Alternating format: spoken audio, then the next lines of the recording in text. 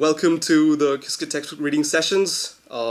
This is a newer segment where experts or people involved in certain fields in quantum computing join us and share their thoughts and answer our questions on certain chapters of the book. We are starting this off with the chapter in the Qiskit textbook, Hybrid Quantum Classical Neural Networks with PyTorch and Qiskit. The link to the chapter is in the description below. I suggest you guys check that out. And this is going to be a fairly, I expect that the viewers here would have some background knowledge in either classical machine learning or quantum machine learning, or with Qiskit, or have read the chapter beforehand. And if you haven't, then there's no problem. I will add all appropriate links in the description below. But for now, we are joined by Amira, Abbas, and Bryce Fuller. So hi, guys. Hi, how are you doing? Hey, thanks for having me. Doing well, all things considered. Yeah, it's been weird out there. Hi, Amira. Hello.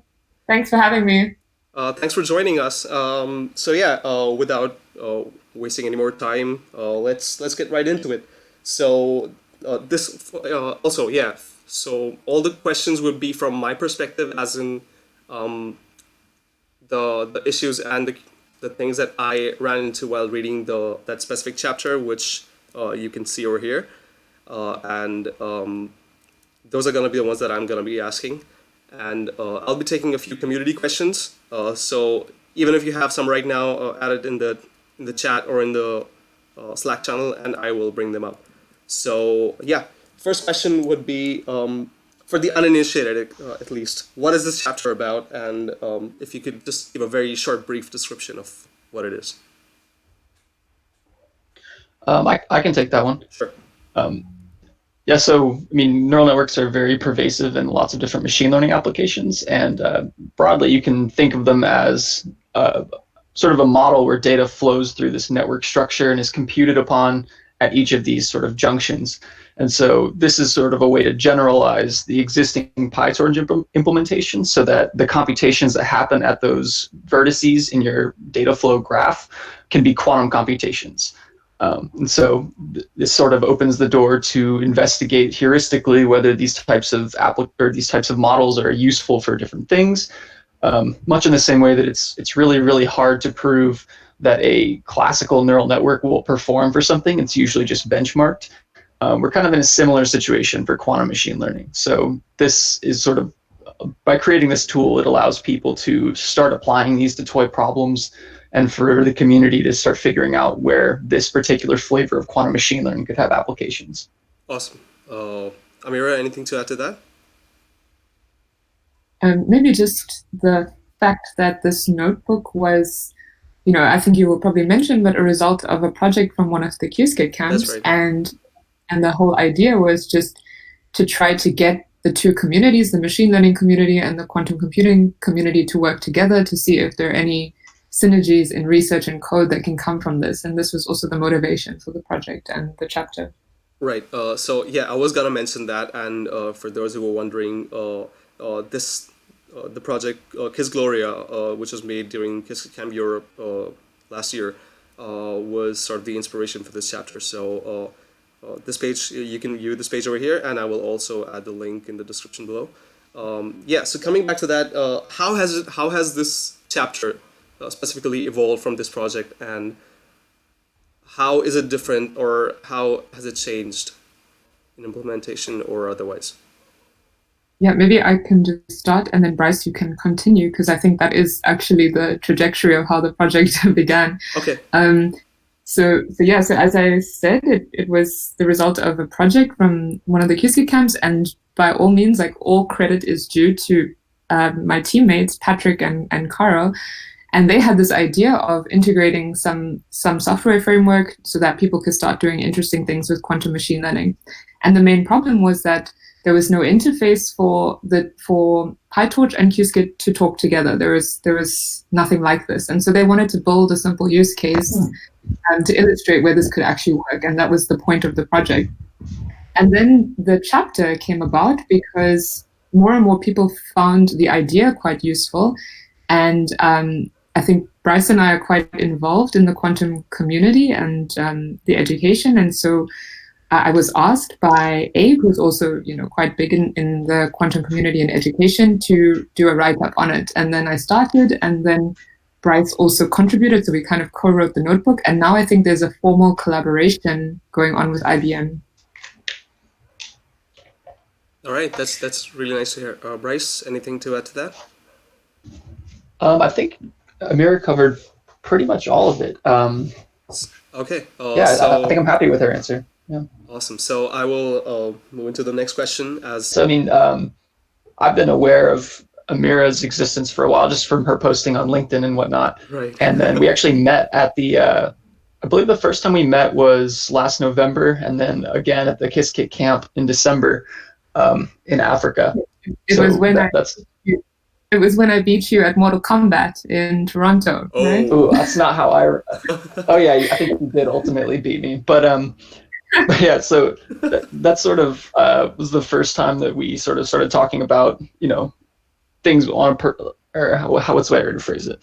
I guess that's the beginning of our professional relationship, and then in around February, I saw that Amira had put a PR into the Qiskit textbook for this chapter, and so I just went in and had a couple edits and wanted to add a little bit of background info and round it out. And so it was a pretty organic interaction, I would say, sort of maybe a poster child for open source textbooks. That sounds super wholesome. Like, this is pretty cool. And I will also add to the viewers and the listeners, if you want to make open source contributions, get on GitHub, make PRs, make issues, and I invite you to start working on open source in the quantum community. If you do, you could work with Amira and I directly. Yep, and that's going to be a really cool opportunity. So please look out to that. Moving on to the next question, and this is now moving on to more chapter-specific questions. So this particular problem over here is an example of classical machine learning algorithms outsourcing, or in this case, partially quantizing different calculations to a quantum computer. Is that correct? Yeah, you can say that. Okay, so you also mentioned that there's another way to perform quantum machine learning, which is to optimize quantum algorithms using classical ML architectures.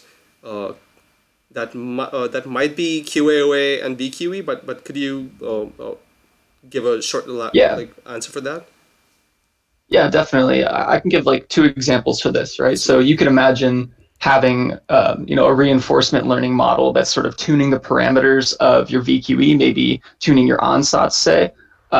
That's something that is a lot more theoretical. I haven't seen a direct implementation for that, but another interesting way that machine learning comes back, or classical machine learning helps quantum algorithms, is with so there was a recent paper put out by IBM and some folks at the Flatiron Institute, I think in September of last year or November, which is basically using neural network estimators to reduce the number of samples you need for VQE. Mm-hmm. So at a high level, the idea is that when you're sampling from your final state that you prepared through VQE, and you're trying to estimate this quantity, which is the the energy for your cost function. That quantity has really high variance sometimes, and so it requires you to take many samples from your quantum computer. But what people have found empirically is that you can instead take the samples that you're generating from your quantum computer and use that as a training set to train a restricted Boltzmann machine.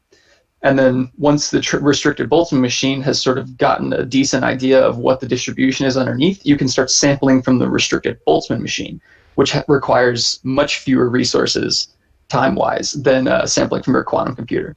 So using this, you can get a couple orders of magnitude reduction in the number of queries to your quantum computer by essentially just using the quantum computer to train a classical model and then evaluating your cost function on the classical model.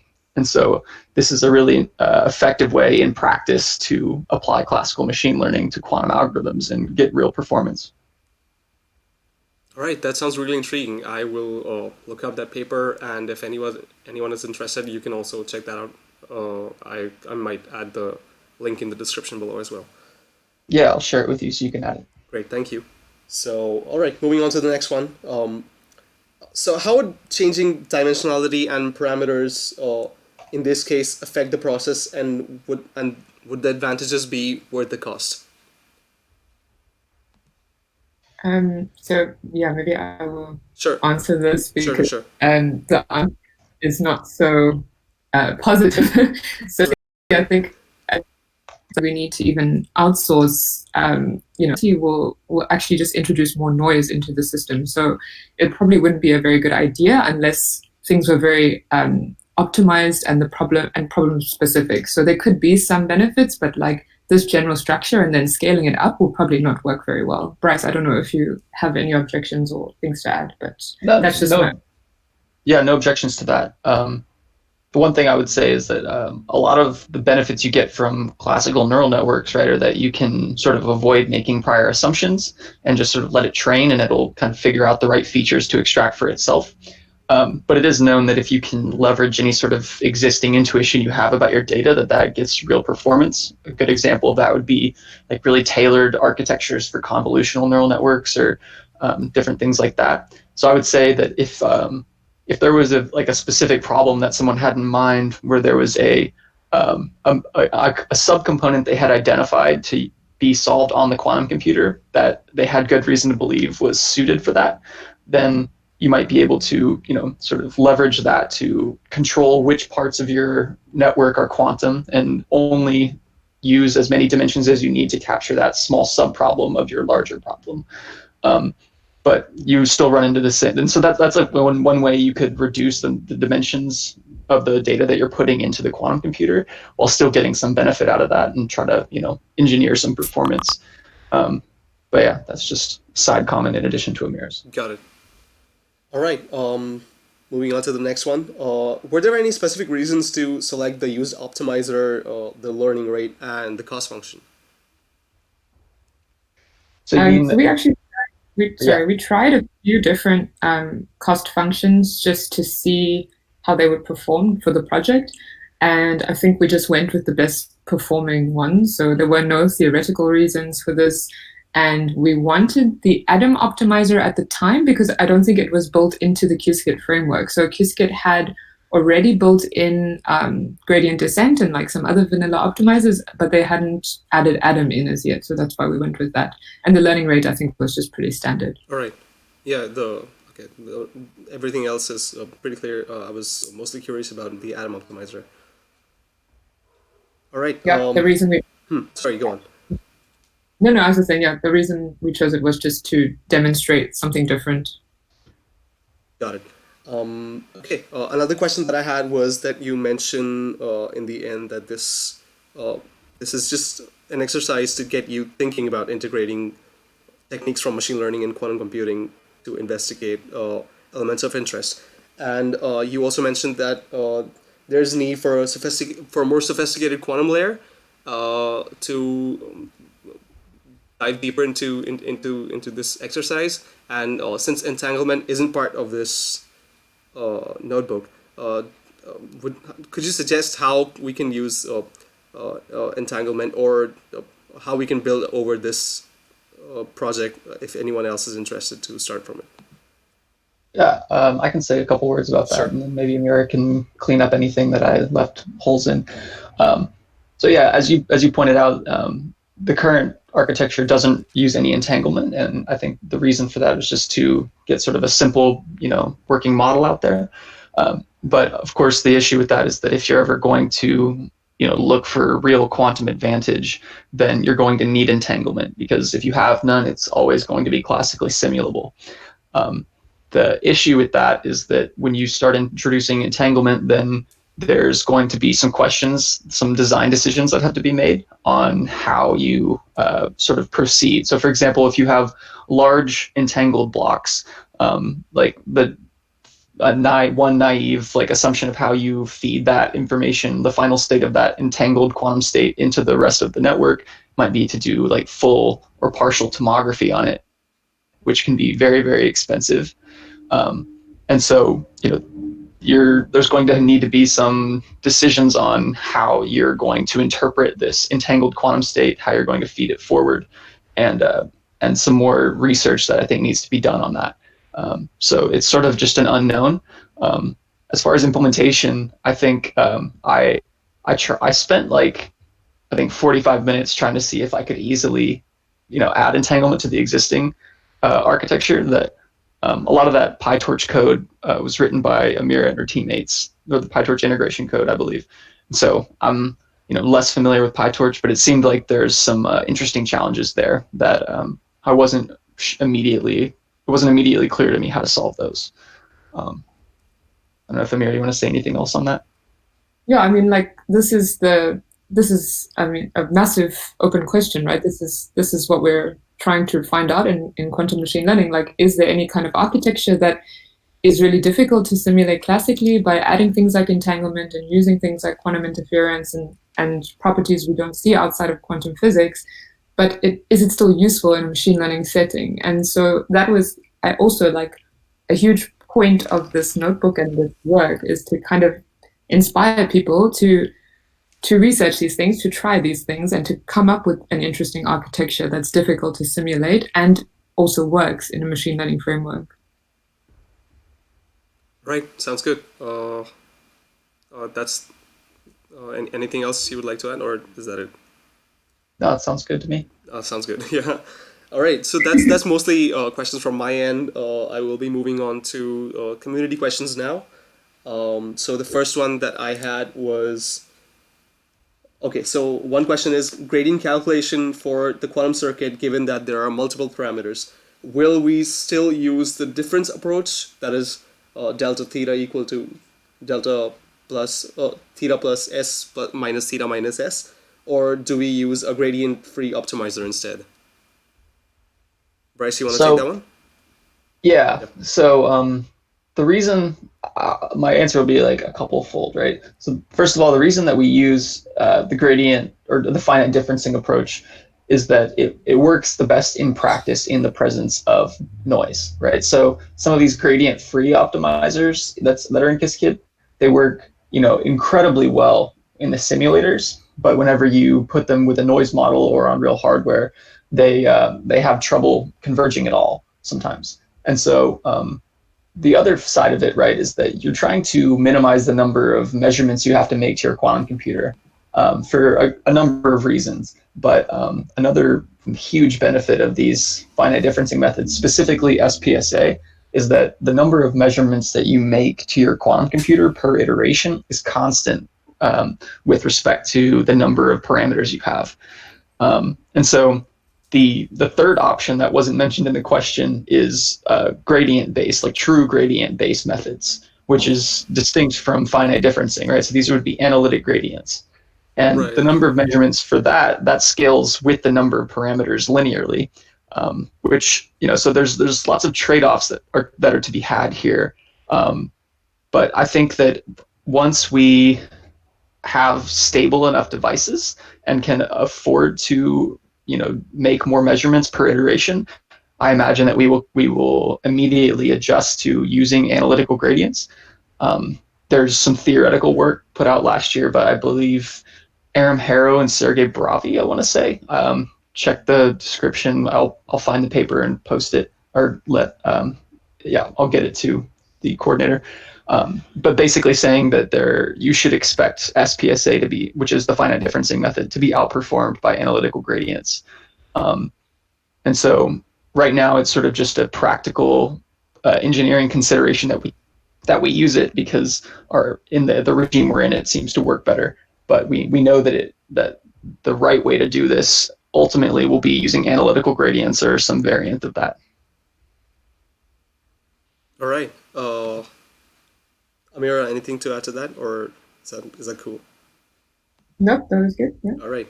So we also have a lot of people in the chat coming up. Hi, Robert. We have Matan here. Hi, Matan. Hi, Daniel. Do I need to read chapter 4 to follow? Not really. I mean, if you're familiar already, but it's always worth a look. So maybe take a look at that. Hi, Vic. Vic is in the chat. Junior is in the chat. Hi, Junior.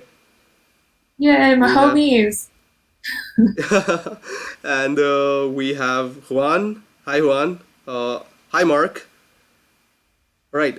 So yeah, one question we have is from Daniel, where he asks why did you choose to use PyTorch before Keras, which also like segues into another question which another user had was, uh, is there a TensorFlow Qiskit integration available, and if not, how can one work on it and maybe take inspiration or cues from your project? So to answer Daniel's question, that's a brilliant one, and the answer is probably not going to be very satisfying. But the reason we chose to use Python, the reason was because none of us in the team had used it before. We were all like very used to using other things, and so the one thing that was common was that none of us had used PyTorch, and we wanted to learn something for the project. So that's why we went with it, and it actually worked out very nicely. And now IBM have this whole collaboration going, and they want to integrate it into their stack. And I think Bryce is working on this. So yeah, that's how the choice came up. Learning by doing. That's a wonderful approach. Bryce, anything else? And I'm sorry. I'm not sure. Sorry, Amira, go on. I was going to ask Bryce. I'm not sure if there is a TensorFlow Qiskit active. I don't know. So for TensorFlow specifically, I don't think that internally we're pushing that ball forward. This is something that I know a couple people who are looking at, the recent Google release and what was in it, and I'm not sure how. I guess it's still kind of up in the air to me how easy it would be to plug Qiskit into TensorFlow Quantum, and so I expect more effort internally to be put there before it will be put making tools for TensorFlow. Okay. I'm sorry if you guys are experiencing lag or quality issues, but we'll get around to work on that. So there's a question from Junier. If I am a complete novice for quantum machine learning, how does PyTorch plus Qiskit compare to the recently released TensorFlow quantum package? Yeah, so I would say that, Go on. yeah, I think, the TensorFlow quantum package was very well coordinated and put together. So the current state of the Qiskit PyTorch integration is spun largely out of Amira's Qiskit Camp project. And so we, I guess, are still making a lot of the design decisions and have yet to implement a lot of these like integration steps, I guess. So the main distinction is that the Qiskit PyTorch integration there's still a lot of decisions that need to be made, and luckily we have the benefit of kind of looking at TensorFlow Quantum, seeing what we like about it, and maybe drawing inspiration from that. But yeah, I think that's the main difference, is that the Qiskit PyTorch integration is still heavily under development, in the early stages of development. Awesome, thanks for that. I think, yeah, go on, Amira. I think one nice thing, though, if I can say about the Qiskit side, is that it's the community is very strong, and the documentation is also quite good. So like, there's a lot about the Qiskit framework, and I'm not so sure if this is the same about Circ. So like, there's a lot of information one can get about the noise models and how things work in the Qiskit stack. And of course, the TensorFlow stuff is integrated with Circ with their own language. And to be honest, I haven't used it, and I don't know how it works, but I can imagine that it's not as transparent in terms of like documentation and people using it, because it's so new. So I guess that's maybe one thing to keep in mind. All right. Anything else to add to that, or can we move to the next question? I think we're good. All right. So another question from Junier is, if I want to get into quantum machine learning, what are the learning resources that the speakers can recommend? Just one or two to get started. Oh, I like this question. Can I do it? It's a non-technical question. Please go on, Amira. Please go on. So my personal favorite resources. So how I started, because I had no quantum background at all, right? So for me, doing a master's in quantum machine learning was a very large jump. And Chuang's Quantum Information and Quantum Computation textbook, the first 5 chapters are really great for like foundation of quantum computing. And then to jump into quantum machine learning, the book from Maria Schult and Francesco Petrocini, which is called Supervised Learning for Quantum Computers, has a beautiful like overview and deep coverage of like I'd say almost all topics in quantum machine learning. And then to like end off, and it's ironic that that book is called Supervised Learning for Quantum Computers because it's actually about all types of machine learning, so not just supervised. And then to end off, I still think that the MOOC from Peter Wittek and a few other of his guest lecturers called Quantum Machine Learning is excellent. So this is, I think, available on edX or Coursera or something, but we can share the links to these things that I mentioned. But I think that like those three in that sequence is really great for you to get coverage of the whole of the field of quantum machine learning, and then also for you to decide like what areas interest you, and then you can go a little bit deeper into this and start looking for papers and stuff like that. Awesome. Thanks for that, Amira. Just a quick note, Bryce. So it's 27 minutes into the call, and I just want to confirm if he can still stay because he has somewhere else to go. So Bryce. Yeah, I think I'm good for another 7 minutes, Oh. and then at 5 past the hour, I'll hop off. Great. Thanks a lot. Yay! So we have Yeah. another question. Can you comment on? This is a question from Alexei. So can you comment on how Qiskit OpenPulse can be beneficial for QML algorithms as opposed to using standard gate operations?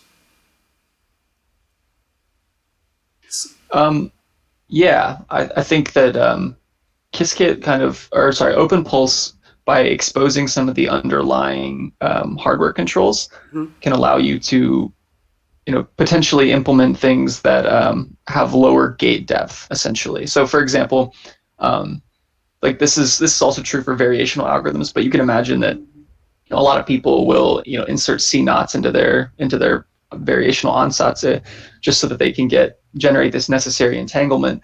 But the CNOT gate is actually very expensive to implement, and it's not actually a primitive on our hardware, right? We have what's called the cross resonance gate.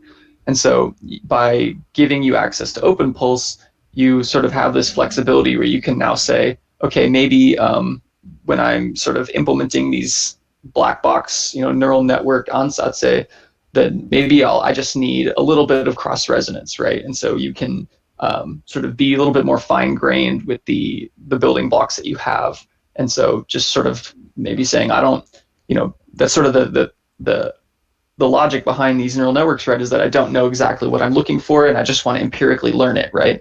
And so there's no need to default to using the CNOT gate. It doesn't really matter if you understand what this 2-qubit gate that you're going to be implementing with OpenPulse does. You just know that it's going to create some amount of entanglement, even though you don't fully understand it, and that's kind of okay because you're just sort of trying to, broadly learn toward the parameters that give you good performance.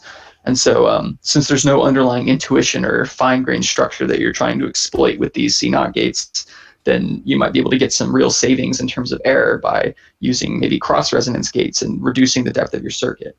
So that's just one way that you might be able to get some performance out of this using OpenPulse. Does that answer the question? I guess it does. I think it covers a lot of possible OpenPulse implementations that we can explore with QML. So if you still have any issues with it or any follow-up questions, please add on into the chat. And thanks again. So yeah, Junier complains about the Circ documentation, so that it isn't very good. And he says, thanks, Amira, for sharing the resources. And yes, we will be sharing the links in the description later on. Next question from Rohit is that he has a strong background in quantum mechanics, but not so much into machine learning. How should he go about it? I think checking out the resources that you mentioned earlier is the best way to go about it. But anything else you would add to that? Yeah, I think my favorite machine learning resource is still the Deep Learning book by Ian Goodfellow. Mm-hmm. It's super, I think it tells a beautiful story with a little bit of mathematics, and then as a researcher, and especially someone with familiarity with quantum mechanics already, you'll see the alignment. Machine learning is a lot of linear algebra, and so is quantum mechanics, and I think after reading the deep learning book by Ian Goodfellow, we'll also post that link. Then you will figure out like which sections of machine learning are actually relevant for your research and what you're passionate about and what you like. So I think that's a nice book to read. Yeah, just to add on to that, so that's a really great, more theoretical reference. I found that a nice complement to that is there's a book called Hands-on Machine Learning with Scikit-Learn. I think it's put out by O'Reilly, which just has really nice coverage and comes with coded examples using Scikit-Learn. And so it's really nice to be able to maybe read about the theory of something, but then switch over to this textbook and see, how it's implemented and read a little more of the practical considerations that come into things. And so I think those balance out nicely. Yeah, that's true. And the Scikit-Learn documentation on its own is actually so nice as well once you start to code. Yeah, I agree. All right. Thanks again for all of these sessions, and I hope you guys watching and listening here would check out these resources as recommended. I hope they help you and help you learn about the field and maybe eventually contribute to the growth of it. So, any other questions that we have? Robert mentions that he has posted the resource links to the book and the edX course. Thanks a lot, Robert. Rohit says thanks a lot. Just waiting for any more questions. Are there any more questions right now? If not, then we can. So Rana has an extension to his previous question regarding the quantum gradient calculation. So Bryce, I think this is for you. That how do we find the analytical gradient of a quantum circuit? And if you could share some resources related to this, then that'd be great. Yeah, so this is actually briefly discussed in the textbook, and I believe there is a hyperlink to the original paper. But the punchline is that for depending on the gates that you have, this answer becomes a little bit more complicated. But in the simplest case, right, you can essentially take it for every parameter you have. So say I have some Ry rotation, and I want to know the gradient of my cost function with respect to that parameter. The analysis basically shows that this amounts to evaluating two different circuits. One where everything else is the same, but on that specific gate, you shift the parameter by a constant amount. And then on the second one, you shift it by a different amount. And estimating these two expectation values actually gives you all the information you need to determine the analytical gradient with respect to that parameter. When you start getting in more complicated kinds of rotations, it becomes harder to say, but you can ultimately decompose things, and this is like the base case that you run into. So what it ultimately ends up looking like is that you run something like 2 to the k different circuits and get 2 to the k different expectation values if you have k parameters, and then you use all that information to recombine and figure out your gradient vector. Sorry, Bryce, I always understood that the parameter shift rule was the numerical gradients, and that like the analytical gradient is not always possible to calculate of a quantum system. I think there's a paper by Gavin Crooks that shows that it's always possible if you do an appropriate decomposition of your gate, which can sometimes be expensive.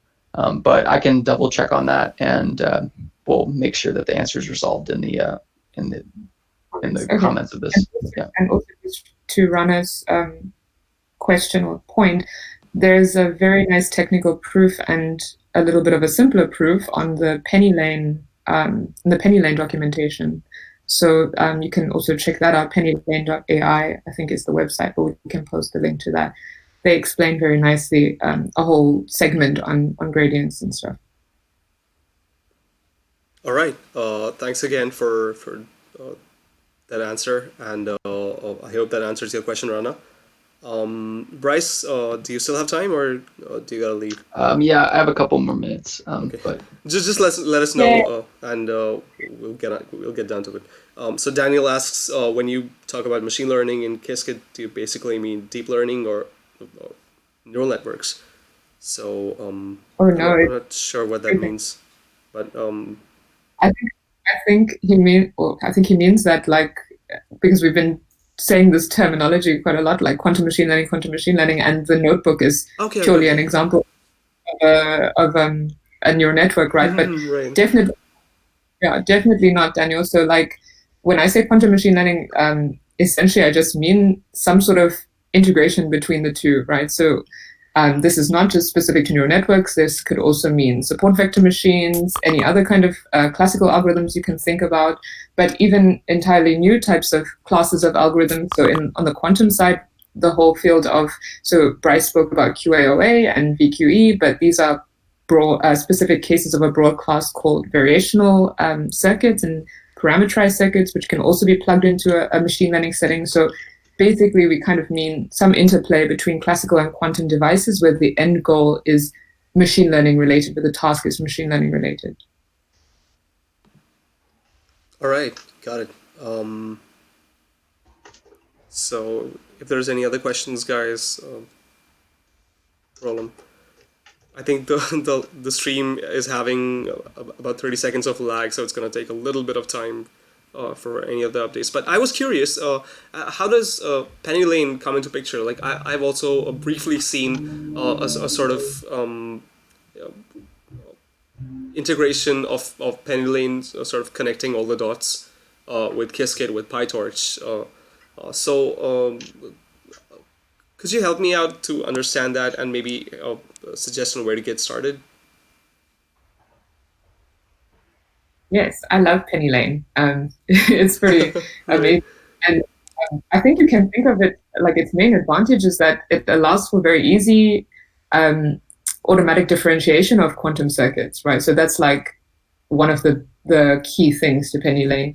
And then it also has like the ability to design circuits and all the stuff, and everything again is in Python, so it's very easy to understand. They're beautiful notebooks and use cases, but I think like the key thing is the automatic differentiation and then the ability to be able to plug into any backend. So it's kind of like hardware agnostic.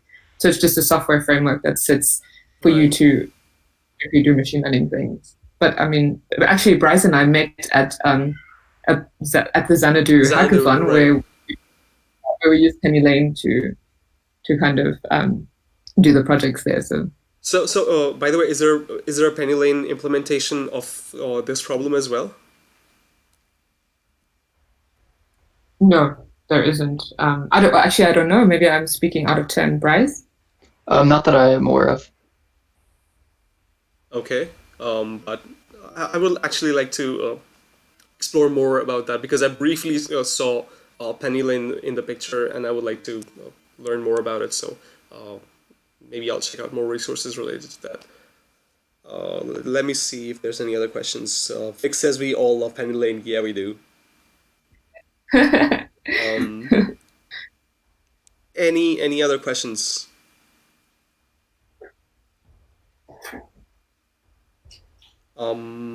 We're 40 minutes in. I think this is a good stream. Amira, you're saying something? Can we ask like questions to the audience? I'd just like to get a sense of what people's backgrounds are. Where are they? I mean, what are they? Are they coming from like machine learning, from quantum computing, from finance, from something random? Like I'm curious. I'll add a question over there. If you guys could share your backgrounds, if you're from machine learning, computer science, or purely physics, quantum, or mathematics, or doing maybe a combination of those. Yeah, I just wanted to jump in and say I'm going to have to leave, but I really appreciate you having us on and putting this event on. I think it's a really awesome thing for the community. So thank you for the opportunity, and I'll talk to you soon, Amira. Thanks a lot, Bryce. Yeah. Before you leave, Bryce, I'd like to just, because the title says Qiskit Textbook Discussions with Amira. I will change that right now. Bryce very much like contributed to this notebook just as much as I did. So I'd just like to say that it's not mine, it's like ours, and it's very much collaborative. It's done. I've changed it. I'm really sorry about that. Like no worries. This was a relatively last minute collaboration, so sorry for making this a bit difficult, but thanks again, Bryce, for joining. I really appreciate it, and I'll see you next time. Thanks a lot. Bye. Yeah. Thanks again. All right. That was Bryce. And then So, how's this been so far? Would you like to share your feedback, Amira? How am I doing? If you have any questions for me, let me know as well. I think this has been fantastic. This is my first live stream thing ever, and I'm always so worried that I'll say something controversial, but I don't think I have. So, and you are amazing. Like, I think you're a great host. You're very, the questions you ask are great. I think that this was very well thought out and structured very nicely. And I hope that people find it useful. And you should definitely continue. I think this is really quite brilliant. So thank you. Thanks a lot. I really appreciate it. I do hope that people take use from this and learn something useful. If it assists them in their learning process, or dare I say research, that's really the goal, to help the community grow and just contribute to a tiny piece of it. So yeah, there's a lot of background messages. If you're also watching the YouTube chat, we've got people from engineering physics, we've got experimental low temperature physics, we've got high energy theoretical physicists who've become quantum information researchers and developers.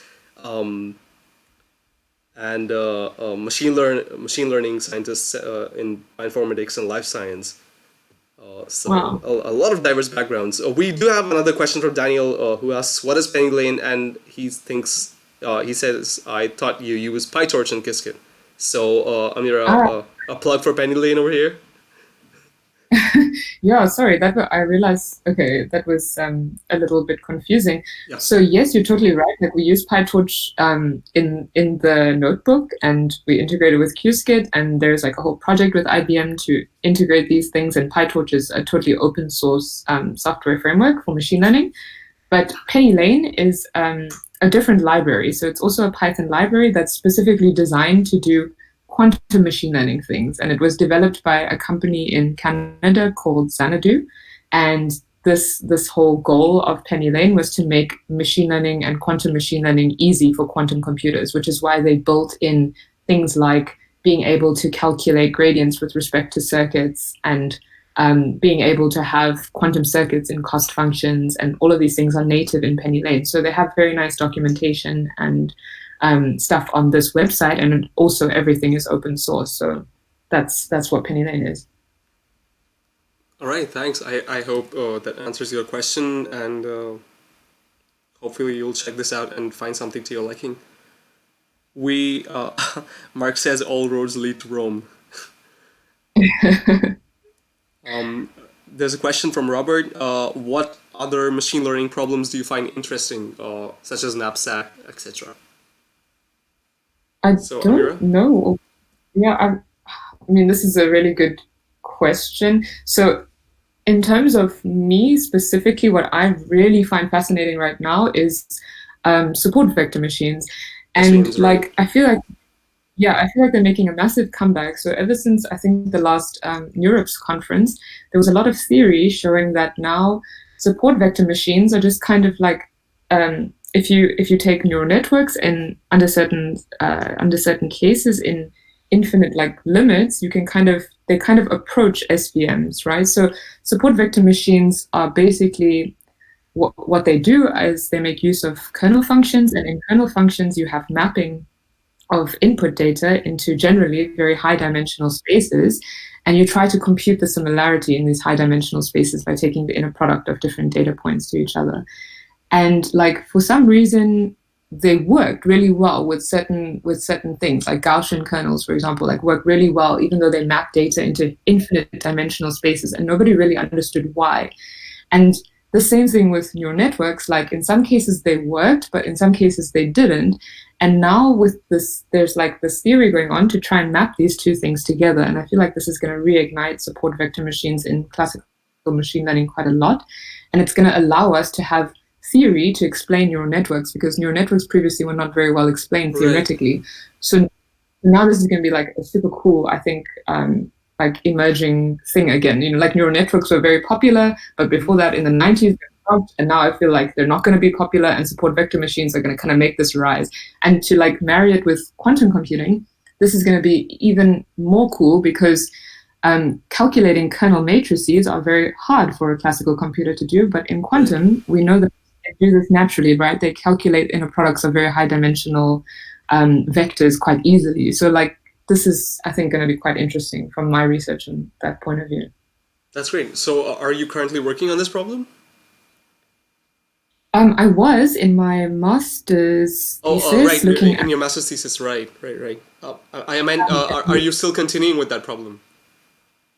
from a personal point of view, like in my personal time, yes, definitely. But but yeah, so I'm actually now just trying to study theoretically the complexity of quantum circuits and quantum neural networks. So that's why I'm trying to tie it very nicely into a support vector machine framework, because we know the theory there exists, like it's very well defined. So this is what I mean. Yeah.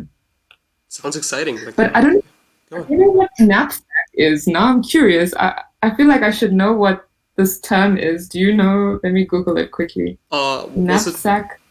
Knapsack. Knapsack problem is the So I will quickly share that. New.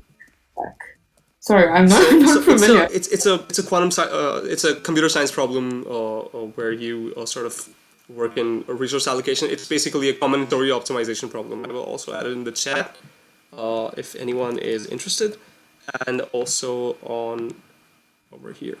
So you can. Oh, this is too big. One second. I've dropped the link in the chat over there, but it is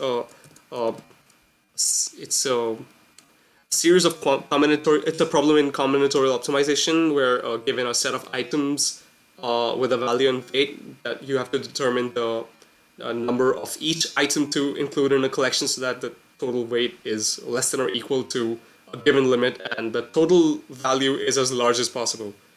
So it's a resource allocation problem basically. Yeah. This is something that a quantum computer could brilliantly do, right? I mean, thinking off the top of my, this is like, it sounds, I mean, I have to read a little bit better, but it sounds like something perfect for like QAOA or whatever I do agree, like QAOA. Right. I think QAOA handles this class of problems very effectively, and if we can sort of work around an implementation around this problem, I think we can cover up a lot of the constraints that classical programming has, especially as the space complexity rises. So I think it's a really interesting problem and a really good application for more viable quantum computers in the future. Definitely. All right. Cool. So Thanks. all right. So we have. Do we have another question? How should Rohit asks, how should an undergrad go about preparing for a career in QML and quantum tech for the future? Yeah, good question, right? Because you don't want to get too specific in one field, and it's hard. I mean, in one like section of quantum machine learning, and it's hard not to go deep into one because it requires a lot of knowledge to do something in quantum machine learning. So as an undergrad, I would prepare for just kind of equipping yourself with very strong mathematical skills and coding skills, right? And this is not just for quantum machine learning. This is for any kind of career that you want in the future. And then and once you have this like set of foundational skills, and this is very strong. And also, I think it's important to work on open source projects and contribute to things that you are personally interested in to demonstrate coding skills. And then just keep yourself like solid in mathematics generally, so especially like linear algebra. Then I think you are pretty much set for a nice segue into a postgraduate or any kind of career in quantum technology. So I think just make sure that you have your mathematics set and your coding set. And yeah, I don't know. Do you have anything to add? I think that's very solid advice because I too come from a computer science background. I was initially working in IoT and machine learning. Like that was sort of my in the late undergrad years. Because I graduated only last year, but also because I got really interested into quantum computing about a year or two.